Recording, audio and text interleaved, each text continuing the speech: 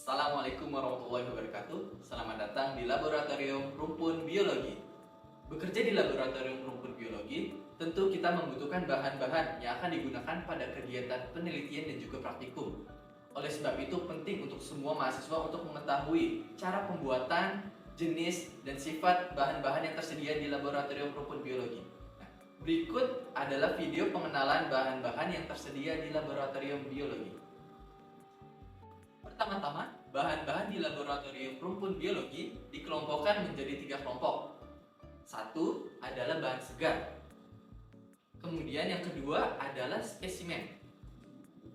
Kemudian yang ketiga adalah bahan kimia. Nah, untuk bahan segar adalah bahan yang didapatkan dan digunakan pada hari praktikum atau penelitian yang sama. Contohnya adalah tumbuhan dan juga hewan. Kemudian yang kedua adalah spesimen, adalah bahan segar yang sudah diawetkan. Di sini contohnya ada spesimen ular dan juga ada preparat tumbuhan maupun hewan. Lalu yang ketiga adalah bahan kimia. Bahan kimia dapat berupa serbuk dan juga larutan. Untuk penggunaan pada kegiatan praktikum dan penelitian, bahan segar dan spesimen digunakan tergantung pada kebijakan dosen mata kuliah masing-masing. Sedangkan kalau bahan kimia, pada video kali ini akan lebih diperdalam.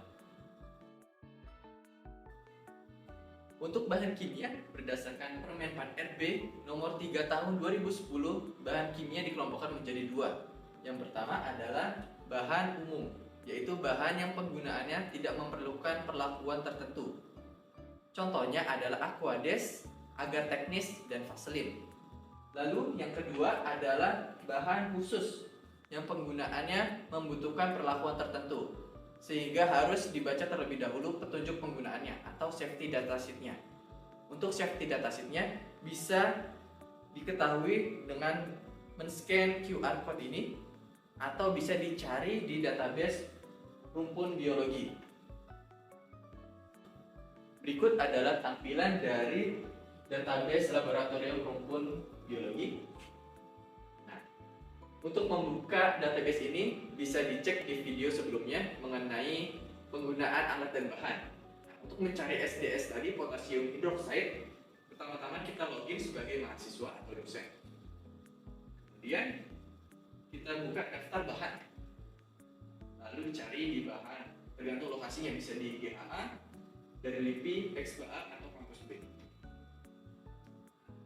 Kemudian dipilih pencarian, diketik. Contohnya adalah potasium hidroksida. Nah, dipilih potasium hidroksidanya.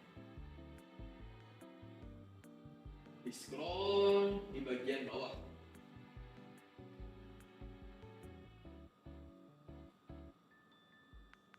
Oke, ini adalah tampilan dari SDS-nya. Coba scroll bagian-bagian yang perlu dibaca, antara lain. Nah, pertama adalah ini sifatnya. Ada tadi scroll. Nah, ini ada contohnya, ada korosif pada logam, kemudian toksisitas akut, korosi pada kulit. Di bawahnya juga ini ada lambang-lambangnya. Oke, scroll lagi.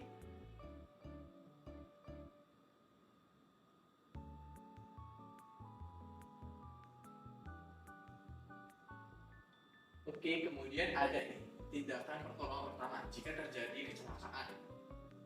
Perlu dibaca ini. Kemudian scroll.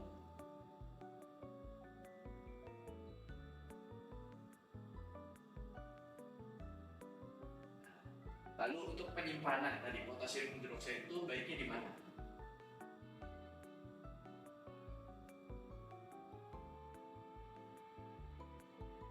Scroll lagi.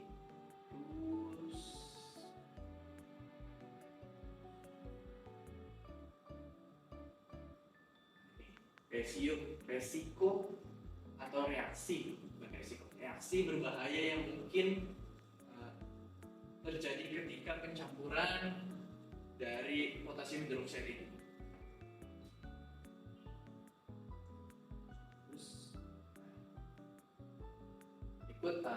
Tadi adalah poin-poin penting yang perlu dibaca mengenai bahan-bahan khusus yang SDS-nya terdapat di database laboratorium biologi. Pada intinya, penting untuk mengetahui jenis dan sifat bahan kimia yang akan digunakan pada saat praktikum atau penelitian. Hal tersebut untuk menghindari kecelakaan kerja di laboratorium. Nah, untuk mengetahui lebih dalam mengenai sifat dan karakteristik bahan kimia, nah silakan teman-teman cari potensi bahaya dari salah satu bahan kimia yang terdapat di laboratorium rumpun biologi.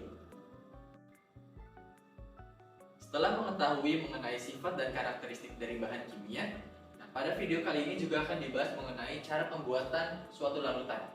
Nah, untuk membuat suatu larutan, penting untuk mengetahui pengenceran, molaritas, normalitas, dan juga persentase. Pertama-tama, kita akan membahas mengenai pengenceran. Pengenceran adalah proses menurunkan suatu konsentrasi larutan. Karena pada saat penggunaan di laboratorium, konsentrasi yang dibutuhkan dari suatu larutan itu berbeda-beda, sehingga diharapkan setiap mahasiswa memahami mengenai cara pengenceran dan juga konsep dari pengenceran larutan kimia. Berikut adalah rumus dari pengenceran. Salah satunya adalah M1 dikali V1 sama dengan M2 dikali V2. M di sini adalah molaritas. Molaritas bisa diganti, misalkan diganti normalitas, molaritas, ataupun persentase. Tetapi harus diingat, di sebelahnya juga diganti. Misalkan kalau di sini normalitas, di sebelahnya juga diganti normalitas kedua. Tetapi V-nya tetap V1, V2. Nah, sedangkan V adalah volume. Jadi M1 adalah molaritas larutan pertama, V1 adalah volume larutan pertama. M2 adalah molaritas larutan kedua, dan V2 adalah volume larutan kedua. Untuk memahami lebih lanjut mengenai perhitungan dari pengenceran, mari kita kerjakan contoh soal berikut. Jika diketahui molaritas larutan pertama, yaitu 5 molar, kemudian volume larutan pertama, volume larutan tersebut 100 ml, kita akan mengencerkan 5 molar tadi menjadi 2 molar. Berapakah volume akhir dari larutan tersebut? Untuk mengetahui hasilnya, mari kita hitung dan bergeser.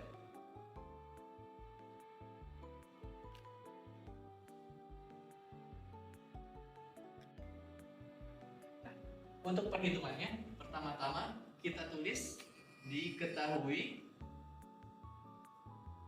M1 molaritas larutannya adalah 5 molar, lalu V1 adalah 100 mili.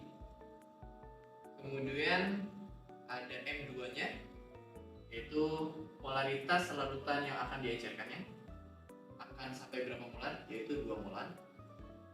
Kemudian yang ditanya, berapakah volume akhir atau V2-nya? Pertama-tama kita tuliskan dulu rumusnya. Rumusnya adalah M1 dikali V1 sama dengan M2 dikali V2. Oke, ini rumus dari pengenceran. M1-nya tadi 5 molar dikali dengan 100 mili sama dengan M2 nya 2 molar dikali dengan V2, karena V2 atau volume akhirnya ini yang akan dicari. Kita bisa membagi dua bagian ini dibagi dua atau duanya dipindahkan. Jadi V2 sama dengan 500 dibagi 2 atau sama dengan V2 adalah 250 mili. Jadi volume akhir dari larutan yang akan diencerkan adalah 250 mili. Yang jadi pertanyaannya adalah berapakah aqueous ataupun pengencer yang akan ditambahkan ke larutan tersebut. Nah, itu gampang, tinggal volume awalnya tadi menjadi pengurang dari volume akhirnya, atau 250 dikurang dari volume awalnya 100 tadi, sama dengan 150. Nah, 150 adalah aqueous ataupun pengencer yang akan ditambahkan ke larutan tersebut.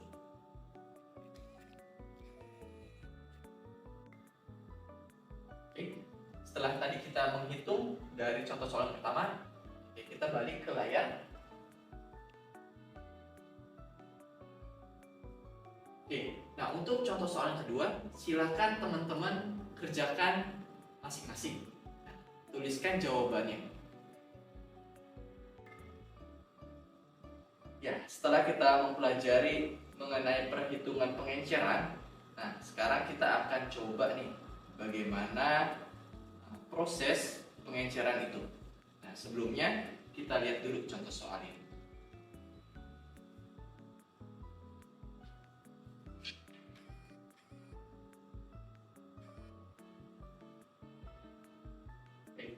Nah, ini contoh soalnya. Jika diketahui suatu larutan memiliki molaritasnya 5 molar, kemudian volume 80 mili, kemudian kita akan mengencerkan sampai 1,6 molar.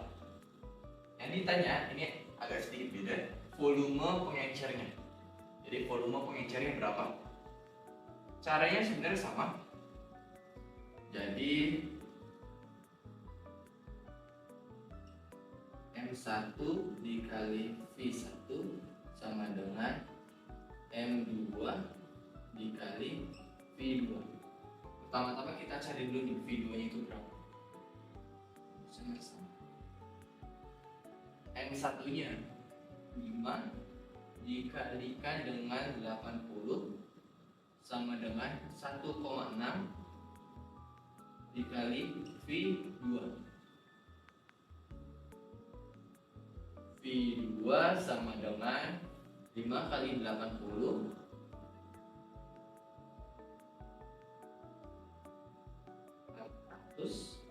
dibagi 1,6.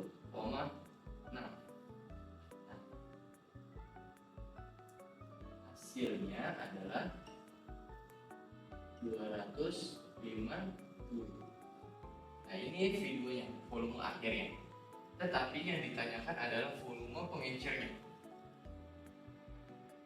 Volume pengencer sama dengan volume akhir dikurang volume awal. Oke, berarti 250 dikurang 80, hasilnya 170 ini. Ini volume pengencernya. Kita langsung saja ke praktiknya. Baik, pertama-tama kita siapkan dulu alat-alatnya. Pertama ada beaker glass. Beaker glass yang berisi larutan dan juga pengencernya. Ini beaker glass yang berisi larutannya. Ini beaker glass yang berisi pengencernya atau aqueousnya. Kemudian ada labu ukur untuk mencampurkan larutan. Kemudian ada gelas ukur untuk mengukur volume yang akan ditambahkan.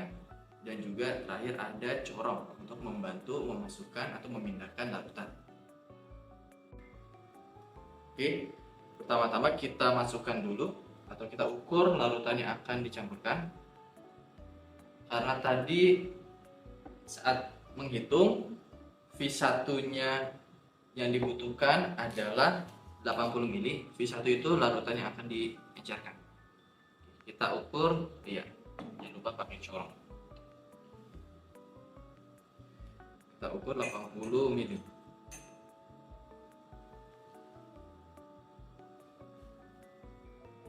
Tuangkan secara perlahan.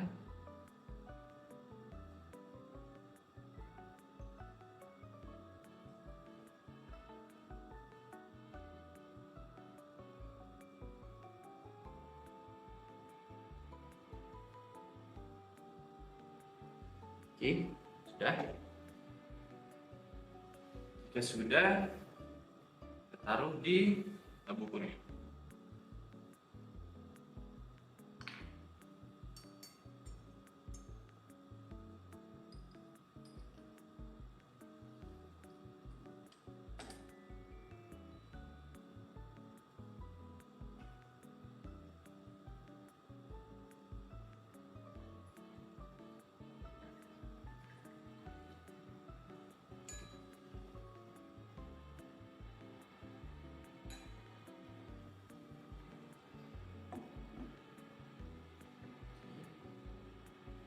Sudah, kemudian kita ukur pengencer yang akan digunakan.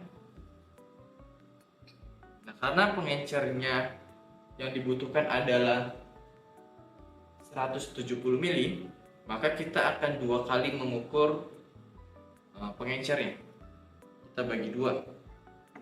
170 kita jadikan 90 ditambah 80. Karena di sini gelas ukurnya ukuran 100 mili, maka volume maksimalnya itu harusnya di bawah 100 mili. Maka kita ukur 90 mili.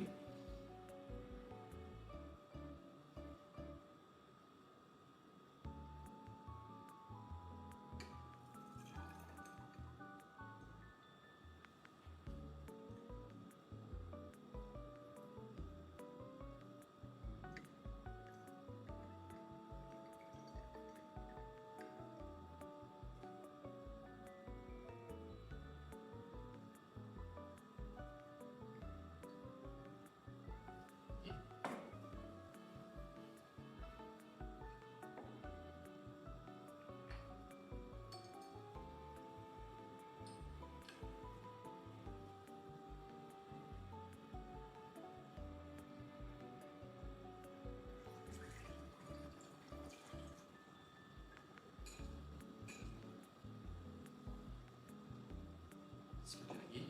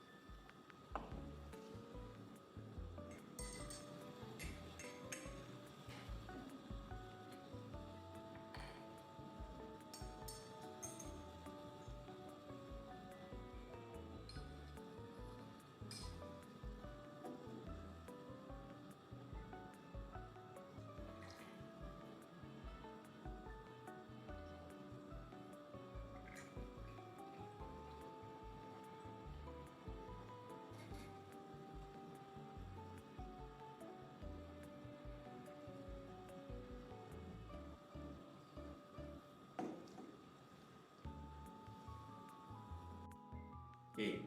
Nah, dari sini karena labu ukur yang digunakan itu berukuran 250, sedangkan larutan yang tadi sudah ditambahkan tidak mencapai garis ini, garis tanda 250. Nah, ini membuktikan bahwa gelas ukur yang digunakan ini kurang akurat dibandingkan dengan labu ukur.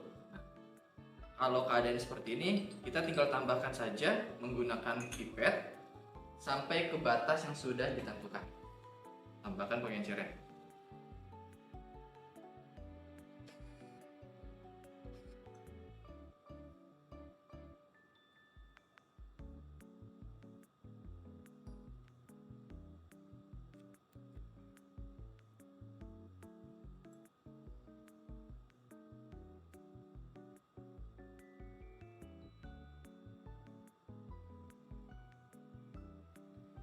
Oke, jika sudah, tutup.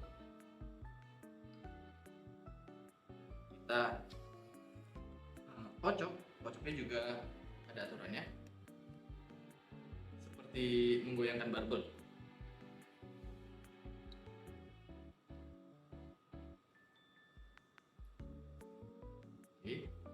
kita sudah mendapatkan larutan dengan konsentrasi 1,6 molar yang tadi sudah diencerkan dari 5 molar ke 1,6.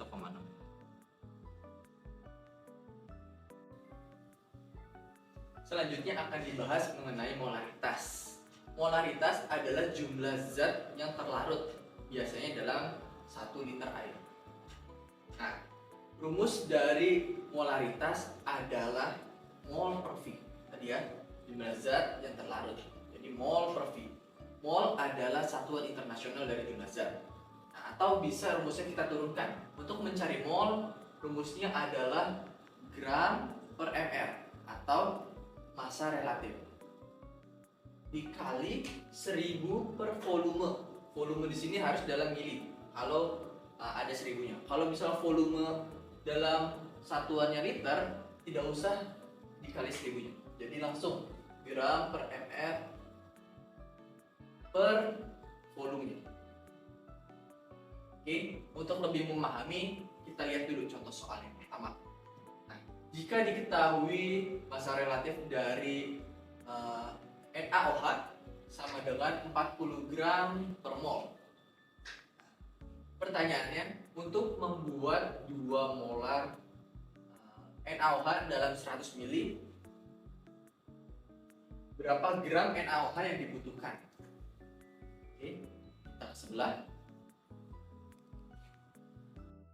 Balasannya, karena tadi sudah diketahui, pertama diketahuinya adalah massa relatif dari NaOH sama dengan 40 gram per mol.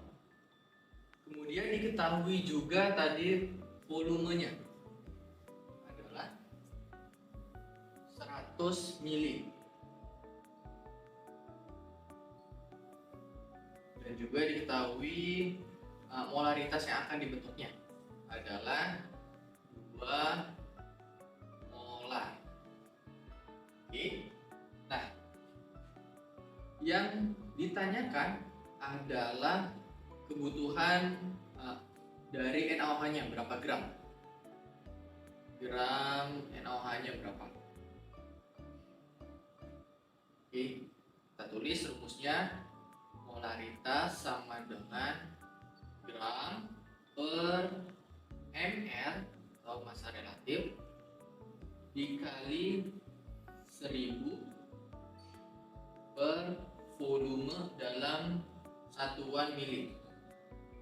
Oke, ini rumus dari molaritas. Kita sudah mengetahui kalau molaritasnya itu 2 sama dengan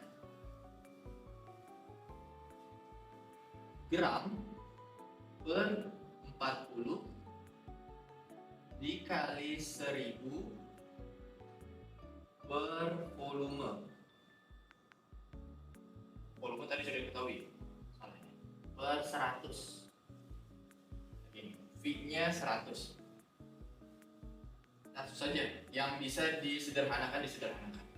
Berarti ini 1000 dibagi 100, coret 2 nolnya. Oke. Ini bisa 40 dikali 2 di gram sama dengan 2 dikali 40 adalah 80 per 10. Hasilnya adalah 8. Satuannya adalah gram. Karena ini massa yang dibutuhkan untuk membuat 2 molar NaOH dalam 100 ml air.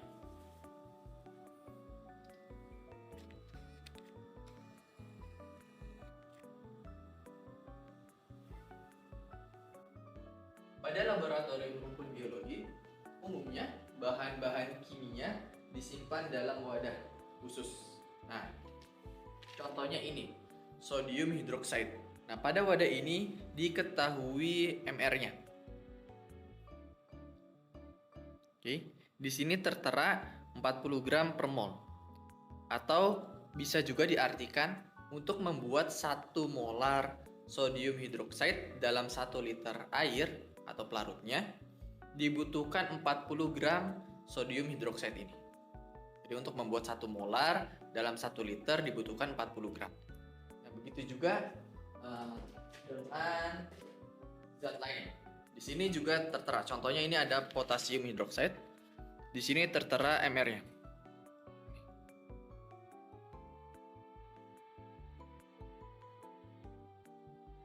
Oke.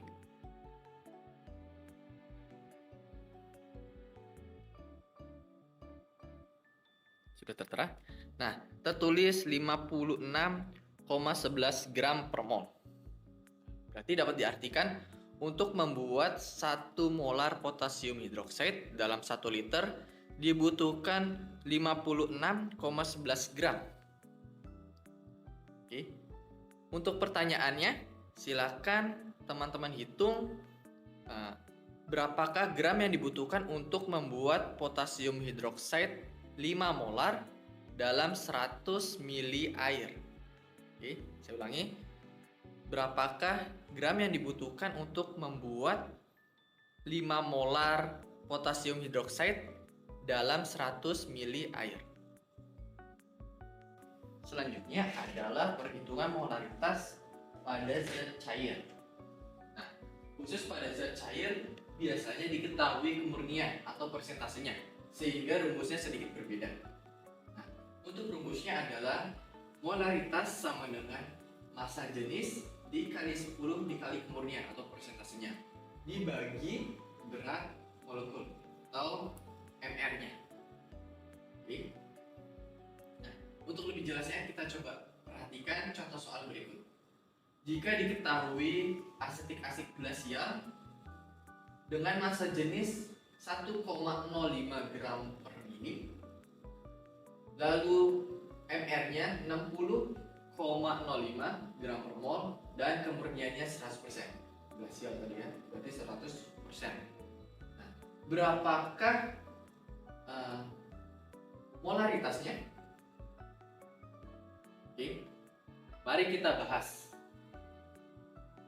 Tadi, jika diketahui pertama tadi ada massa jenis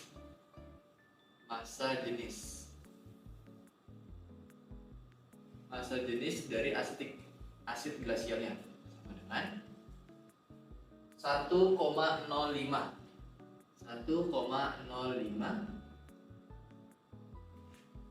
gram per mili. Kemudian diketahui juga mR-nya. mR-nya sama dengan 60,05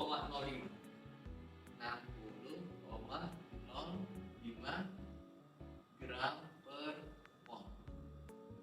Kemudian diketahui juga kemurniannya atau persentasenya.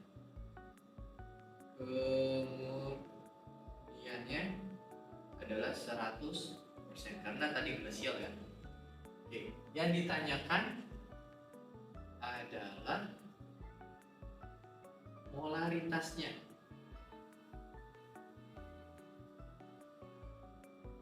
Oke, langsung saja kita tulis rumusnya. M molaritas sama dengan massa jenis dikali 10 massa jenis dikali 10 kemudian dikali kemurnian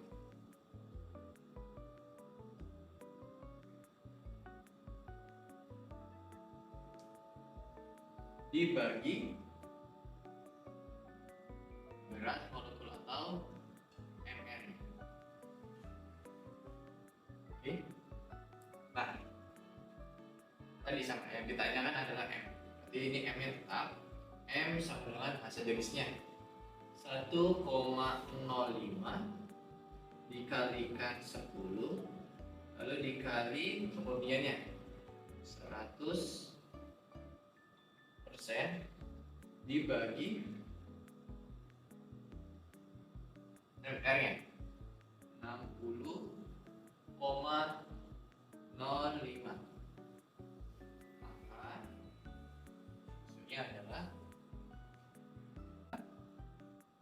sama dengan 17,4 sekian, kita bulatkan menjadi 5 molar. Nah, maka dalam asetik glasial tersebut molaritasnya adalah 17,5 molar.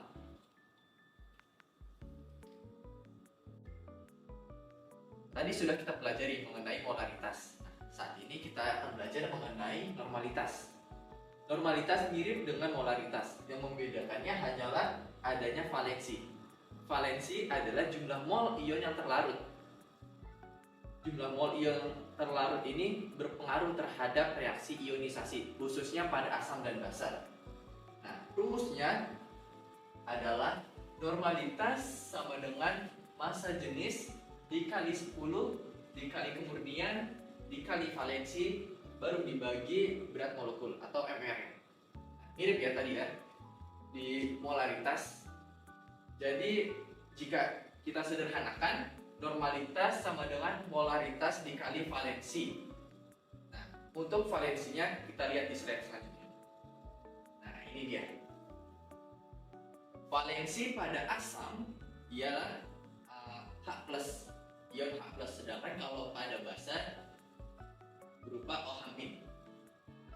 Contohnya pada asam fluorida, di mana ada satu valensi asamnya, jadi H-nya cuma satu. Berbeda dengan ini, contohnya asam sulfida H2S, di mana ada dua ion H+-nya, jadi valensinya 2. Kalau pada misalkan asam fosfit H3PO3, berarti valensinya ada 3. Seperti itu. Jadi kita balik ke slide sebelumnya untuk contoh soal. Nah, ini ada contoh soal. Asetik asid glasial berapa N? Ini ditanya normalitasnya. Oke, soal yang kedua, asam fosfat 3M berapa N? Berapa normalitasnya? Dan soal ketiga adalah HCl pekat 37% berapa N? Oke, kita kerjakan di samping.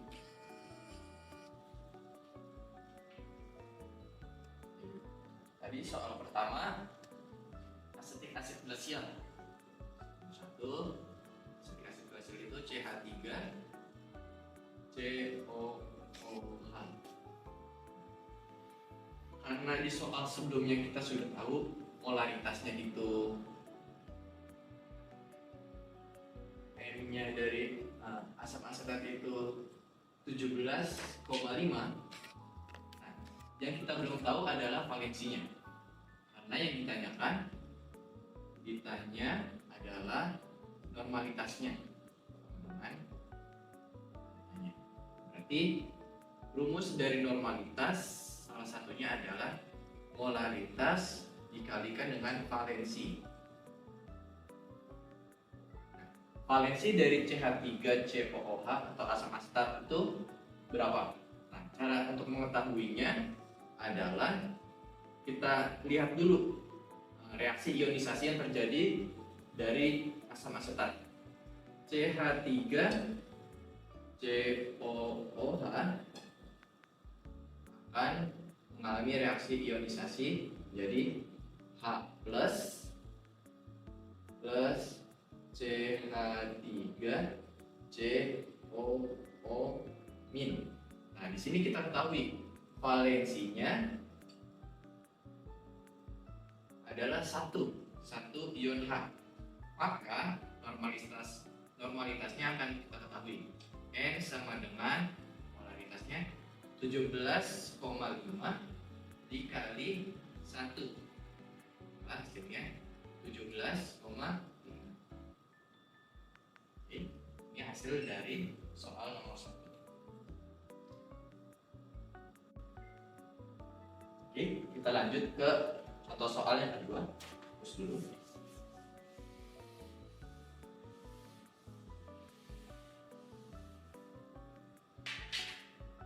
Soal nomor 2. Oke. Soalnya adalah asam fosfat molar berapa M. Asam fosfat itu rumusnya H3PO4. Lalu molaritasnya kita ketahui adalah 3M. Molaritasnya sama dengan 3 molar. Yang ditanya adalah normalitasnya. Normalitas sama dengan sama. Rumusnya adalah M sama dengan M molaritas dikali valensi.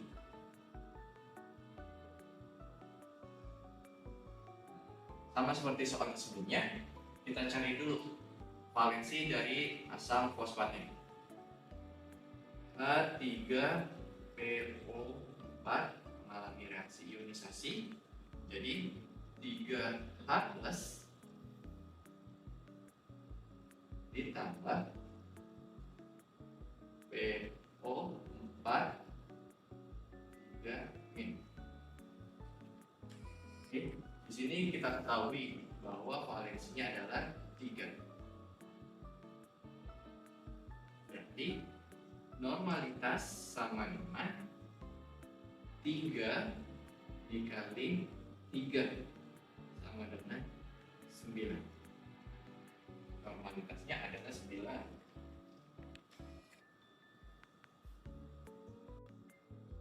Baik, nah itu untuk dua contoh soalnya. Untuk soal yang ketiga, soal ketiga silahkan teman-teman kerjakan. HCl cut dengan kemurniannya 37%, berapa normalitasnya? Setelah kita pelajari mengenai normalitas, kita lanjut pelajari mengenai persentase. Persentase adalah rasio suatu bahan atau zat di dalam larutan atau campuran. Dengan rumus, persentase sama dengan gram terlarut dibagi gram total. Dalam persentase, yang perlu kita perhatikan adalah jenis pelarutnya. Pelarut yang umum digunakan adalah salah satunya air, di mana massa jenis air adalah 1000 kg per meter kubik atau 1 gram per cm kubik, di mana cm kubik itu setara dengan 1 ml atau cc. Nah, jadi persentase kita bisa rumuskan sama dengan gram per mililiter dikali 100%. Oke, untuk lebih jelasnya kita coba lihat di contoh soal. Nah, untuk membuat NaOH 30% di dalam 100 ml, berapa gram NaOH yang dibutuhkan? Yang untuk soal kedua, untuk membuat KOH 0,05% di dalam 25 ml, berapa gram KOH yang dibutuhkan? Yang soal ketiga, untuk membuat HCl 3,7% dalam 100 ml, berapa mili HCl yang dibutuhkan? Ini karena HCl itu umumnya dalam bentuk cairan, jadi mili. Oke, kita bahas di samping. Soal nomor 1, diketahui NaOH yang akan kita buat adalah 30%. Jadi NaOH 30%. Jadi dalam volumenya adalah atau milinya 100 mili. Oke. Yang ditanyakan berarti massa NaOH yang dibutuhkan.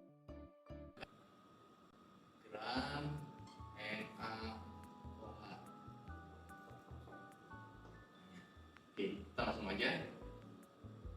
Persentase sama dengan gram per mili dikali 100%.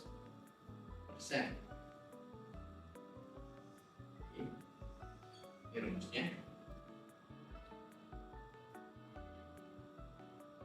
Yang sudah kita ketahui, pertama ada persentasenya, kemudian ada volume. Berarti tulis 30% sama dengan gram per 100 dikali 100%.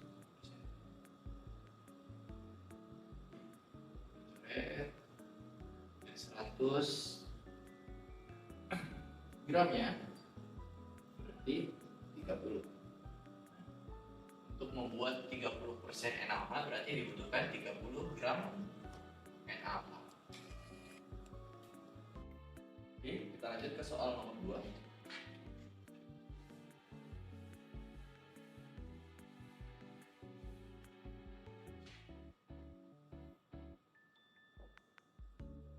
Yang kita ketahui adalah persentase KOH.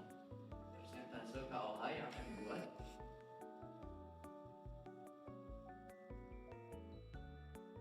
dengan 0,05%. Lalu yang diketahui selanjutnya adalah ininya.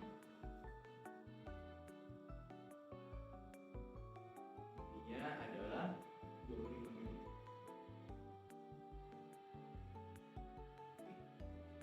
Kemudian yang ditanya sama. Yang ditanya adalah gram KOH yang dibutuhkan. Oke. Masukkan rumusnya, persentase sama dengan gram per mili dikali 100%. Oke. Persentasenya sudah diketahui, 0,05% sama dengan gram per 25 dikali 100%. Berarti persennya 100 dibagi 25, persennya adalah 4.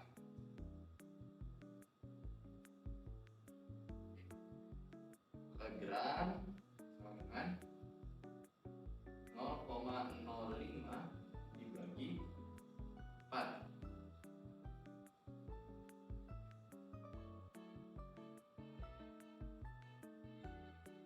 Nol koma 0125. Ini gram KOH yang dibutuhkan. Oke, kita lanjut ke soal nomor 3. Nah, untuk soal nomor 3, silakan teman-teman hitung dan cari.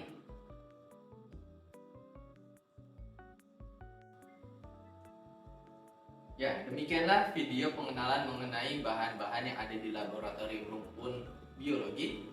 Semoga video ini bermanfaat. Kurang lebih mohon maaf. Assalamualaikum warahmatullahi wabarakatuh. Sampai jumpa.